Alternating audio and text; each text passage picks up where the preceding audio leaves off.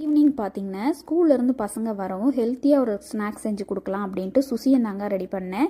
அதுக்கு வந்து பாசிப்பருப்பை வந்து நல்லா ஒரு மணி நேரம் ஊற வச்சுட்டேன். ஊற வைக்கணும்னு அவசியம் இல்லை, டேரெக்டாகவே அவிச்சிக்கலாம். நான் ஒரு 3 விசில் வேக வச்சு எடுத்துட்டேன். நல்லா ஒரு 80% இருக்கிற மாதிரி வேக வச்சு எடுத்துக்கோங்க. ரொம்ப கொலன்னு வேக வச்சிடக்கூடாது. அதோட லைட்டாக உப்பு போட்டு வேக வச்சு எடுத்துட்டேன். ரொம்ப உப்பு போடக்கூடாது, லைட்டாக போட்டுட்டு அதை வந்து நான் அதோட துருவின வெல்லம், ஏலக்காய் தூள் எல்லாம் சேர்த்து நல்லா லட்டு மாதிரி பிடிச்சி எடுத்துக்கணும். நீங்கள் 80% வேக வச்சு எடுத்திங்கன்னா தான் இந்த மாதிரி லட்டு மாதிரி பிடிக்கிறதுக்கு உங்களுக்கு சுசியும் பக்குவம் வரும்.